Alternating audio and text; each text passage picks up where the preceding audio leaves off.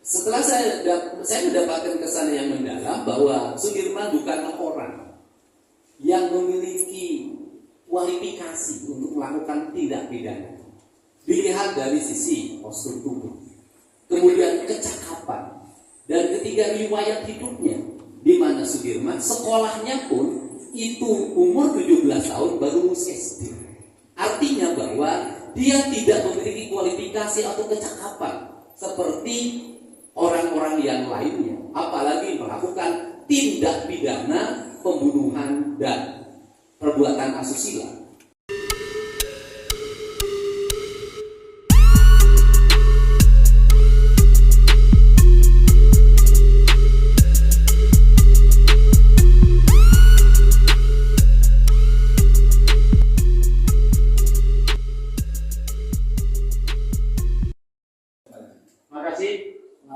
Kak Haji Dedi Mulyadi sudah berkenan hadir di dalam persidangan PK pemohon Sudirman. Kami ucapkan terima kasih kepada Kak Dedi. Saudara saksi, kami ingin saudara saksi dapat menjelaskan bahwa selain 6 pemohon PK yang kemarin, di awal kami melihat di konten atau di dalam YouTube yang saudara saksi upload juga terkait dengan pemohon PK Sudirman. Saudara saksi dapat mungkin menjelaskan apa yang saudara saksi dapatkan selama mencari atau membuat YouTube tersebut yang diupload. Baik. Pertama, ketika saya menemukan kasus ini melalui media televisi dan media sosial, saya sudah 2 kali menjelaskan. Saya menemui Ibu Titin sebagai kuasa hukum.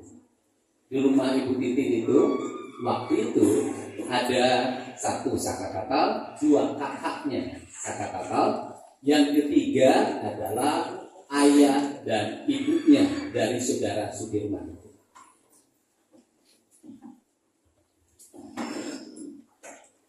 Mohon maaf terganggu, karena pemohon PK ini ada keluhan fisik.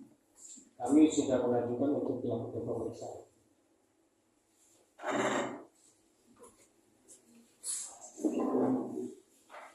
Oke, sesudah saudara saksi melakukan penelusuran ya, mengetahui ada peristiwa, apa yang membuat saudara saksi mengupload itu lalu mencari tahu lebih dalam tentang peristiwa Vina dan Ricky di Cirebon ini? Yang pertama adalah ketika bertemu dengan saka tatal dan kakaknya, kemudian ayah dan ibunya Sudirman, waktu itu saya bertanya pada ayah dan ibunya Sudirman, di mana posisi Sudirman saat peristiwa itu terjadi. Ayah dan ibunya yang menyatakan bahwa pada saat peristiwa itu terjadi, Sudirman berada di rumahnya dan dia bersumpah. Setelah itu mungkin ini waktu dekat ya, mungkin sekitar 3 bulan atau 4 bulan yang lalu, saya pun bertemu dengan adiknya Sudirman, yaitu saudari Lilis. Dan dia menyatakan pada malam minggu itu Sudirman berada di rumah main HP. Setelah itu juga saya bertemu dengan Arfan, tetangganya Sudirman, yang menyatakan bahwa dia melihat pada malam minggu itu Sudirman berada di depan rumahnya. Kemudian saya juga bertemu dengan saudara Tono sebagai kakak ipar dari saudara Arfan. Ketika malam minggu itu dia wawancara ada pacarnya yang kebetulan rumahnya berdekatan dengan saudara Sudirman, dan dia melihat Sudirman ada di depan rumahnya. Cuman pada waktu itu dia pun mengajak saudara Sudirman untuk ke tempat kontrakannya, tetapi saudara Sudirman menolak. Karena dia masih main di tempatnya atau di halaman rumahnya. Biasanya saudara Sudirman itu ketika diajak suka bermain di rumahnya saudara Tono. Setelah saudara bertemu dengan tadi Arfan, Witono dan juga Lilis ya, saudara saksi mewawancarai mereka bertiga. Kesan apa yang saudara saksi dapatkan dari kesaksian mereka? Setelah saya mendapatkan kesan yang mendalam bahwa Sudirman bukanlah orang yang memiliki kualifikasi untuk melakukan tindak pidana. Dilihat dari sisi postur tubuh, kemudian kecakapan, dan ketiga riwayat hidupnya, di mana Sudirman sekolahnya pun itu umur 17 tahun baru lulus SD. Artinya bahwa dia tidak memiliki kualifikasi atau kecakapan seperti orang-orang yang lainnya, apalagi melakukan tindak pidana pembunuhan dan perbuatan asusila. Melihat dari sisi fisik dan psikologi yang dimiliki oleh Sudirman, saudara menurut saya jauh dari peristiwa yang dituduhkan ini. Baik, memang itu yang kami ingin konfirmasi, saudara saksi, bahwa berdasarkan dakwaan dan juga uraian peristiwa di dalam putusan, Sudirman ini boleh dibilang adalah pelaku utama. Karena pada tanggal 17 Agustus di dalam dakwaan dan uraian peristiwa di putusan, Sudirman ini mendapatkan SMS dari DPO yang bernama Dani. Yang Dani dalam hal ini, Pipit dan KPH ini belum pernah dihadirkan dan tidak bisa dihadirkan. SMS-nya pun yang bukti tanggal 17 itu, ini adalah selama PK kami persoalkan tidak pernah dihadirkan di dalam berkas. Orang yang memiliki kualifikasi pendidikan tidak bisa menyelesaikan bangku SD dalam waktu cepat. Biasanya dalam lingkungan hidup sosial bukan orang yang menyuruh, tapi orang yang disuruh. Karena dia orang yang disuruh, dia memiliki kualifikasi sebagai orang yang mau disuruh oleh siapapun dan mau melakukan apapun. Nah, dalam pergaulan seperti itu adalah orang yang seperti Sudirman, saya tidak punya kualifikasi melakukan perintah, melakukan tindakan-tindakan yang di luar kemampuan akal dan pikirannya. Kenapa? Karena secara psikologi saya melihat walaupun orang bukan seorang psikolog, Sudirman adalah orang yang memiliki kerentanan psikologi. Artinya dia sangat lemah, dia mudah nangis, dia mudah sakit. Itu bisa dilihat dari riwayat kesehatannya. Saudara saksi mendapatkan nggak informasi saat itu Sudirman waktu tahun 2016 lalu dari kesaksian yang saudara lihat mungkin di luar Arfan, Ritono dan juga Lilis, mereka kemarin dalam kesaksiannya sudah menyampaikan bahwa Sudirman itu tahun 2016 bulan Agustus itu baru belajar motor. Ya. Sedangkan di dalam dakwaan bahwa Sudirman ini dianggap masuk ke salah satu geng motor, waktu itu sebutannya geng motor, dan berselisih dengan antar geng. Apa pendapat saudara? Apakah mendapatkan info? Yang pertama bahwa pada peristiwa tanggal 27 Agustus 2016, Sudirman itu tidak dalam posisi bersama teman-temannya yang lain. Dia tidak ikut minum kiu di warungnya Bu Nining, dia tidak ikut ke rumahnya Hadi, dan dia tidak ikut nginep di rumah anaknya Teh Pasra. Karena dia posisinya dia berada di depan rumahnya. Terus yang kedua adalah melihat dari, saya pikir anggota kepolisian pasti bisa membedakan mana karakter orang yang memiliki kualifikasi sebagai geng motor. Geng motor itu ada dua hal yang dia miliki. Satu, kemampuan berkendaraan bermotor. Dia mampu melakukan kecepatan tinggi ketika memacu kendaraan bermotornya. Yang kedua adalah memiliki jiwa sadisme. Dia sanggup membunuh, dia sanggup melakukan pengejaran pada orang, dan dia memiliki musuh. Kalau melihat postur Sudirman, riwayat hidupnya menurut saya tidak ada dia memiliki kualifikasi itu. Setelah itu kan kepolisian memiliki catatan. Polisi itu pasti tahu kelompok mana saja yang seperti geng motor, siapa saja nama yang tercatat. Apakah Sudirman ada dalam catatan di grupnya ekstasi atau di grupnya yang lain? Berarti bisa ditanya di seluruh geng motor yang ada di kota Cirebon waktu itu dan di Kabupaten Cirebon, apakah saudara Sudirman pernah ikut nongkrong bersama geng motor atau pernah mendapat riwayat dia melakukan tawuran dengan kelompok lain? Karena upaya pembunuhan biasanya dilakukan didahului oleh tawuran yang sebelumnya. Pertanyaannya adalah, apakah Sudirman pernah melakukan tawuran sebelumnya? Polsek pasti tahu.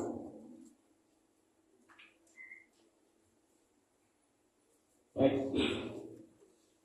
Ada informasi lain yang mungkin saudara saksi dapatkan selama mencari informasi tentang peristiwa Vina dan Eki ini, terutama terhadap kepribadian Sudirman yang saudara saksi dengar? Saya justru pada kesempatan siang hari ini saya minta maaf pada seluruh. Saya pernah menyatakan ketika berkunjung ke salah satu LP di Bandung, saya mengeluarkan pernyataan bahwa Peggy, setelah Peggy keluar vonis tidak terbukti di peradilan, saya menyatakan bahwa Dani dan Andi itu tidak usah dicari lagi. Karena Peggy dan Andi adalah produk dari karya ilmiahnya sendiri. Saya berpikir pada waktu itu ketika nama itu dimunculkan oleh Sudirman ketika dalam pemeriksaan. Karena ketidakmampuannya menghadapi tekanan psikologi dan fisik. Tetapi setelah saya bertemu dengan Sudirman secara langsung, ketika Sudirman sudah bisa ditemui dengan Bebance kalau tidak salah. Kemudian saya bertemu dengan Sudirman mengatakan bahwa saya tidak pernah mengatakan ketiga orang itu.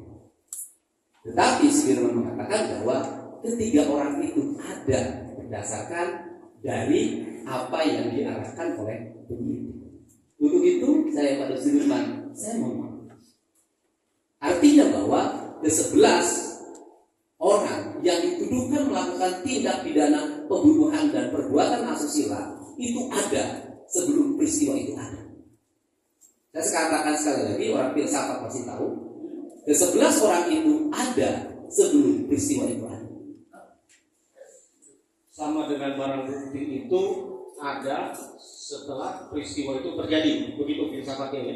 Karena barang buktinya kemarin itu berupa bambu, baru dipotong pada tanggal 31 Agustus 2016, padahal kejadiannya 27 Agustus 2016. Kalau menurut saya barang bukti itu tidak ada. Karena yang disebut dengan barang bukti adalah barang yang digunakan untuk melakukan kejahatan.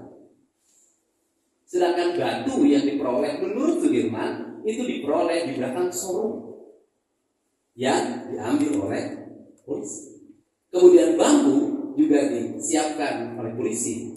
Jadi barang bukti itu bukan milik pelaku, tapi itu milik polisi. Baik, saudara saksi, kami mau lanjutkan pertanyaannya. Selain bahwa tadi saudara saksi mendapatkan informasi Sudirman adalah sutradara tadinya ya dari semua sinetron pembunuhan Eki dan Vina. Lalu saudara saksi pernah nggak mendengar tentang secara mental dan kelainan yang menimpa kepada saudara Sudirman yang saudara saksi ketika melakukan penelusuran? Ya, kalau saya sih melihat bisa dilihat secara fisik. Sudirman itu orang yang tidak memiliki ketahanan fisik dan mental untuk menghadapi tekanan psikologi yang dia alami dan menghadapi tekanan fisik yang dialami. Ketahanan fisik dan mentalnya ambruk dan jatuh. Dan bisa dilihat di saat yang lain masih bugar. Hari ini Sudirman jauh lebih baik. Artinya kondisi Sudirman sesungguhnya jauh lebih berat dibanding dengan terpidana yang lain. Dari mana saudara saksi melihat itu? Dari kondisi fisiknya, dari cara berbicaranya, dari sikapnya. Karena dia memiliki kemampuan di bawah kemampuan yang lain. Dan tidak mungkin orang yang memiliki kemampuan yang sangat rendah menjadi otak pelaku. Setelah melihat, sesudah bertemu dan sekarang melihat persidangan PK berjalan, kami ingin tanggapan saudara saksi terhadap Sudirman. Selain tadi adalah yang paling rapuh, yang paling berat menghadapi siksaan tadi, apalagi kesan, apalagi yang saudara saksi dapatkan terhadap Sudirman ini? Sudirman merupakan orang yang paling berat karena dia mengalami tuduhan yang berat. Dia mendapat prasangka dari terpidana yang lain. Prasangka sebagai orang yang seluruh ucapannya dan tindakannya menjadi alat untuk membunuh teman-teman. Prasangka itu akan melahirkan tekanan psikologi yang sangat tinggi, sedangkan dia sendiri tidak memiliki kesadaran yang cukup untuk melakukan perbuatan hukum, beracara, menghadapi penyidikan menghadapi penuntutan dan menghadapi penjara yang dia alami. Sesungguhnya Sudirman adalah orang yang paling rapuh di antara seluruh terpidana yang ada. Ya, kalau itu yang saudara saksi sampaikan tadi, bahwa melihat rangkaian yang disampaikan bahwa ia dari fisik, mental, tekanan yang dihadapi, bahwa dia bukan pelaku. Dengan apa yang terjadi, yang terbukti atau yang terpapar ya, dipaparkan di dalam muka persidangan ini, apa pendapat saudara terhadap peristiwa Vina dan Eki? Peristiwa Vina dan Eki menurut saya berdasarkan penelusuran dan bukti-bukti yang saya temukan serta keyakinan yang saya miliki, peristiwa Vina dan Eki adalah peristiwa kecelakaan yang tidak ada kaitannya dengan 8 terpidana yang lain. Karena ini peristiwa murni, sesungguhnya gelora, gelombang yang terjadi, lahirlah penangkapan, kemudian penyidikan, penuntutan, sampai ke muka pengadilan mereka mendapat hukuman vonis. Sesungguhnya itu adalah hanya peristiwa psikologi personal orang yang memiliki kuasa atas segala hal. Psikologi orang akan tumbuh menjadi raksasa manakala yang dihadapi orang-orang kecil dan tidak berdaya. Lain kasusnya apabila Sudirman CS adalah anaknya orang-orang yang punya kemampuan secara ekonomi dan kekuasaan, tidak akan mereka mengalami peristiwa yang seberat ini. Menurut saya, dalam konsepsi ini saya melihat ada beberapa hal. Yang pertama, hilangnya akal sehat. Yang kedua, hilangnya nilai-nilai kemanusiaan. Kedua hal ini sangat berbahaya bagi kehidupan hukum kita, dan untuk itu menurut saya harus segera dihentikan. Kalau melihat rangkaian peristiwa Vina dan Eki seperti yang saudara saksi sampaikan, bahwa saudara saksi sudah pada kesimpulan itu adalah kecelakaan tunggal. Tentu saudara saksi punya alasan, dan sudah beberapa saksi yang memang dalam persidangan di tempat sudah kita hadirkan, itu sudah kita sampaikan. Masyarakat ini sebagian masih menganggap bahwa ini adalah pembunuhan, tapi bukan mereka inilah yang pelakunya. Menurut bagaimana menurut pendapat saudara? Kalau menurut saya asumsi tentang pembunuhan adalah asumsi opini yang dilahirkan di media sosial sebagai bentuk kontra terhadap peristiwa kecelakaan. Kenapa? Karena masyarakat kita senang terhadap hal-hal yang bersifat tendensius, dihubungkan dengan jabatan orang, dihubungkan dengan kekuasaan orang. Sehingga kalau tidak dihubungkan dengan jabatan kekuasaan orang, itu tidak menarik di media sosial. Saya orang yang dibully karena menyatakan bahwa ini kecelakaan tunggal. Saya orang yang dibully habis-habisan ketika mengatakan bahwa Peggy Cianjur adalah anak kuli bangunan, bukan anak Bupati Cirebon. Tetapi bagi saya, kebenaran materi dan kebenaran formil serta kebenaran hakiki bukan mengikuti arus media sosial, tapi kita harus menghadirkan fakta-fakta yang masuk logika masyarakat. Dan tugas kita sebagai tokoh masyarakat adalah mendidik publik agar ngerti masalah dan proporsi yang sebenarnya dan tidak masuk pada emosional, sensasional, mistis. Yes.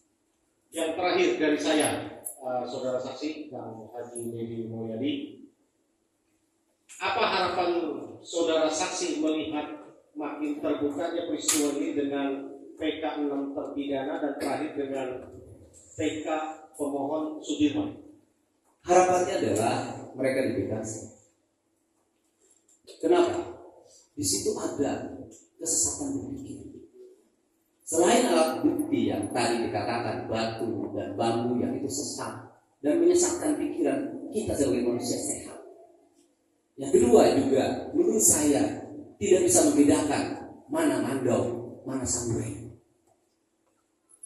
Dalam pengakuan saudara Ucil yang dia bawa itu, yang disita itu adalah mandau. Di keterangan pengadilan itu samurai. Padahal kita tahu mandau itu senjatanya orang Kalimantan dan samurai senjatanya orang Jepang. Kan kita meletakkan mandau dan samurai saja sudah salah, padahal itu benda yang kasat mata. Apalagi kebenaran yang esensial yang ada di balik ini. Yang kedua, coba kita menggunakan logika. Logikanya adalah bahwa saudara Vina diruda paksa di kebun singkong atau di situ kebun kacang dalam keadaan gerimis dan bekas hujan. Pertanyaannya adalah, Pernahkah ada bajunya kotor? Adakah tanah yang dibawa? Kan tidak ada. Dari situ logika itu sudah tidak masuk akal. Menurut saya ada sengkok dan harta ini hanya dua orang, tapi mampu menemukan kebenarannya dan melahirkan namanya PK. Ini 8 orang. Di saat Indonesia masuk dalam era demokrasi yang terbuka, di saat kita menjunjung tinggi supremasi hukum, di saat kita masuk era digital, saya tidak ada jalan lain demi keadilan dan kemanusiaan atas nama warga Jawa Barat dan warga Indonesia yang punya kesadaran pikiran. Saya minta mereka dibebaskan. Dan saya pun berharap kita tidak boleh mati pada hukum sebuah putusan. Dan hukum itu harus hidup. Saya pernah kuliah di Fakultas Hukum. Hukum itu harus hidup ketika dan sistematika bahwa ini sudah mentok menjadi putusan yang tertinggi. Saya pikir divisi hukum seperti Kejaksaan Agung punya langkah ketika melihat kebenaran yang material di depan mata kita. Ada langkah-langkah hukum lain yang bisa dilakukan. Tidak hanya mati. Hukum tidak boleh mati, dia harus hidup. Karena hukum adalah alat untuk melakukan perubahan masyarakat. Kenapa saudara saksi jadi fokus ke masalah pindah ini? Belakangan jadi fokus ke masalah ini. Tadinya ke masalah ini. Saya lihat saudara saksi itu membantu masalah pindah ini. Ulanganlah, kemudian membantu yang bertuntutan dan lain sebagainya. Tapi kira-kira 3 atau 4 bulan ini fokus ke masalah. Ada kira-kira ada pemikiran atau ada dasar apa? Ada apa keinginan atau penasaran atau seperti apa yang saudara saksi lakukan yang merasakan sehingga fokus ke masalah pembunuhan vina ini dan kemudian secara implisit menyatakan ada ketidakadilan. Bagaimana saudara saksi menjelaskan? Yang pertama adalah peristiwa hilangnya hak-hak kemerdekaan orang itu peristiwa terpenting dalam kehidupan bernegara kita. Karena esensi dari hak kemanusiaan adalah hak untuk hidup merdeka. Dan perbuatan yang paling kejam dalam hidup adalah merampas kemerdekaan orang. 8 orang dan tinggal 7 orang dilahirkan melalui sebuah proses perjalanan panjang spiritualitas dan materialitas. Saya dari falsafah. Kemudian lahir ke dunia. Setelah itu di usia 19 tahun, 20 tahun, 21 tahun, dia harus menghabiskan hidupnya di penjara seumur hidup. Ini adalah peristiwa terkejam dalam sepanjang sejarah hukum Indonesia. Untuk itu diperlukan langkah yang berani untuk menyampaikan pesan bahwa peristiwa ini tidak pernah terjadi. Seluruh rakyatnya itu mengikuti arus mata angin. Saya selalu mengikuti arah mata hati hidup saya kemana saya pergi, dan pada akhirnya semakin terbuka. Dan ketika proses semakin terbuka ini, jujur saja, hampir tidak ada orang yang berani untuk menyampaikan fakta yang sebenarnya. Kenapa? Ada rasa takut dari diri. Rasa takut inilah yang harus dihilangkan dalam pikiran diri orang Cirebon, dalam pikiran diri orang Jawa Barat. Untuk apa? Mencari sebuah kebenaran. Dan di Indonesia, khususnya di Jawa Barat, kalau tidak ada yang memulai, tidak akan pernah ada yang mengikuti. Maka saya harus memulai ini semua, walaupun dengan resiko yang sangat tinggi. Kenapa? Kita berspekulasi pada sebuah peristiwa yang sangat gelap, yang itu berhubungan dengan alat penegak, dengan aparat penegak hukum. Dan seiring dengan perjalanan waktu, hari ini semakin terbuka bahwa jajaran kepolisian juga begitu menyadari peristiwa itu. Mabes Polri juga aktif melakukan pemeriksaan dengan para pihak. Kebenaran terbuka. Walaupun tidak ada ungkapan formal yang disampaikan di depan umum, di depan media, saya yakin di balik itu juga mereka bicara tentang kebenaran. Saya juga bicara tanpa kamera. Saya juga tahu apa yang mereka sampaikan. Ini adalah peristiwa yang tidak masuk akal dan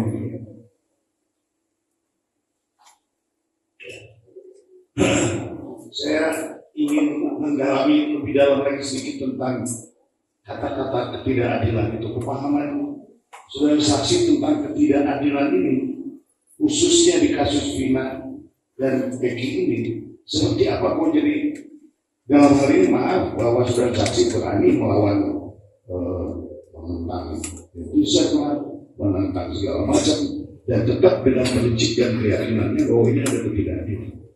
Ketidakadilan adalah seseorang yang menjadi terperiksa, kemudian tersangka dan terpidana harus mendapat pendampingan hukum yang benar, harus mendapat rasa adil dalam proses hukumnya.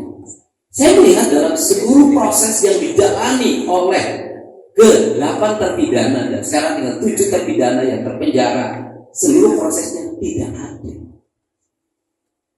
Mereka tidak adil ketika sudah dilapor seorang pelapor yang berkapasitas mengaku diri sebagai sipil padahal dia sebagai anggota. Itu melaporkan menyebutkan 11 orang. Kemudian dilakukan penangkapan sendiri. Setelah itu dilakukan pemeriksaan. Walaupun kepada akhirnya diserahkan kepada unit serse, tapi proses awalnya sudah menurut saya bertentangan dengan prinsip-prinsip keadilan, dengan bertentangan dengan prinsip-prinsip transparansi dalam penanganan kasus. Ini adalah peristiwa terjadi pada mereka. Kenapa peristiwa terjadi pada mereka? Karena mereka berstatus ekonominya rendah, karena mereka berstatus orang-orang miskin. Dan saya katakan kalau ini menimpa anak pejabat, menimpa pejabat tinggi, menimpa anak dari keluarga besar, harus penegak hukum.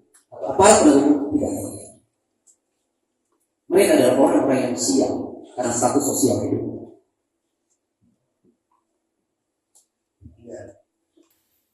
Sekarang dari teman, kalau ada pertanyaan pada saat ini, silakan. Cukup.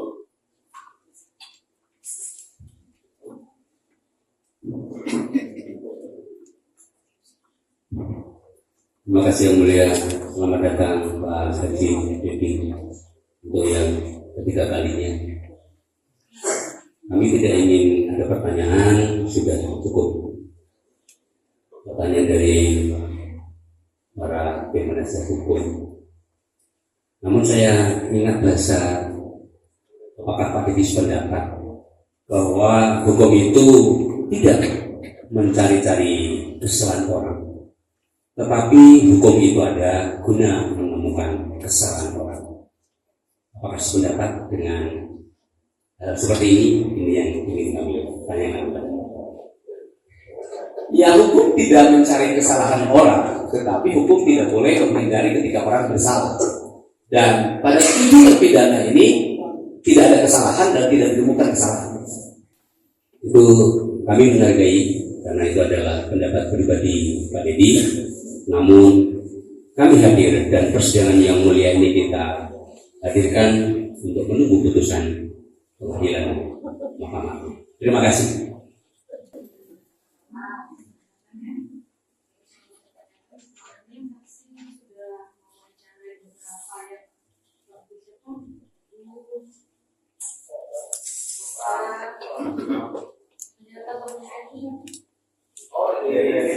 Dede ya kan, yang berawal dari kesaksian Aib dan Dede ya, menanyakan waktu wawancara si Dede ini ada nggak saksi menanyakan yang nongkrong di sini tuh berapa orang yang dilihat sama si Dede, kepalanya si Dede lihat langsungnya berapa orang? Iya, justru dia tidak melihat ada orang nongkrong. Tidak melihat ada orang nongkrong. Terus seperti yang saksi tadi katakan bahwa nama Andi, nama siapa Dani tadi adalah akal-akalan dari Sudirman. Iya. Padahal saksi menanyakan Sudirman itu mendapatkan nama itu dari penyidik. Iya. Berarti sebenarnya orang-orang ini tidak ada. Ya tidak ada. Terus saksi kan pernah menanyakan bapaknya, berarti setidaknya wawancara ke kampung situ lah ya. Ya. Ke kampung situ. Ada nggak diwawancara ke anak-anak yang lainnya itu kenal nggak sama si Andi, si Dani, si Peggy, dan satu lagi yang itu siapa? Selain itu ada nggak? Kan kalau satu tongkrongan berarti ngumpulnya di situ atau tidak jauh rumahnya ngumpulnya bareng, ada nggak? Berarti yang sesi wawancara. Baik, saya keliling kemanapun nyari nama Andi banyak, tapi ternyata bukan Andi yang dimaksud. Kemudian Peggy juga mungkin banyak, tapi bukan Peggy yang dimaksud. Dani banyak, dan yang dimaksud sebenarnya logikanya sederhana. Logikanya sederhana banget. Andai kata nama Andi dan Dani itu ada dari dulu sudah bisa ditangkap kan? Di setiap desa dan kelurahan ada Babin Kaptipmas, KTP-nya ada, kan gampang. Menurut saya kenapa tidak bisa ditangkap? Karena memang itu nama fiktif. Nama itu nggak ada ya? Nggak ada. Karena dari wajah saksi di komisi itu mereka tidak mengenal ya empat orang ini. Tidak. Termasuk Panji yang nggak jelas kemananya Iya. ya.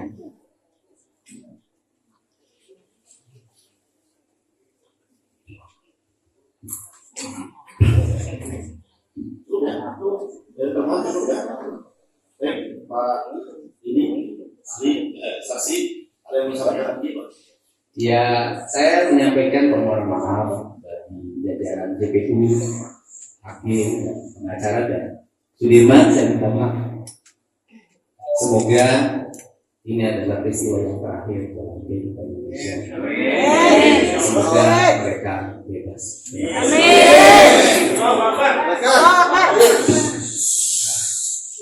Mantap Pak Dedi. Ya. Baik. Dengan demikian, kalau Bapak tidak ada lagi yang mau sampaikan, sudah selesai pemeriksaannya sebagai saksi. Terima kasih atas kehadirannya. Yang mulia, ada tanggapan dari ada dari pemohon. Pak Sudirman, ada yang mau ditanggapi nggak dari keterangan Pak Dedi?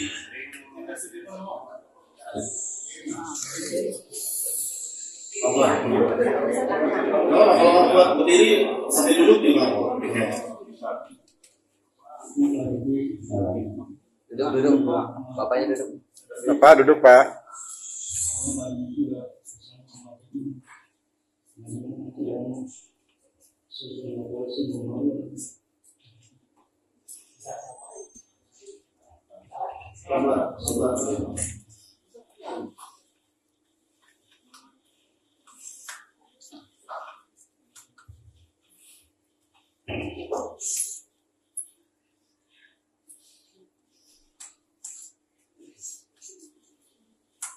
Terima kasih Pak Dedi.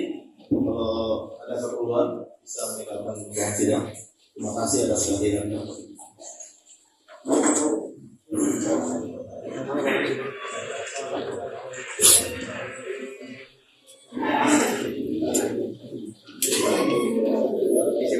Siap.